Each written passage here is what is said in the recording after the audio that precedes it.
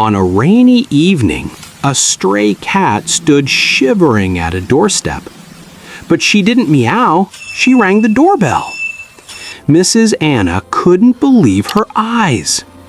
The little stray wasn't asking for much, just warmth and kindness. So Anna did what any kind heart would do.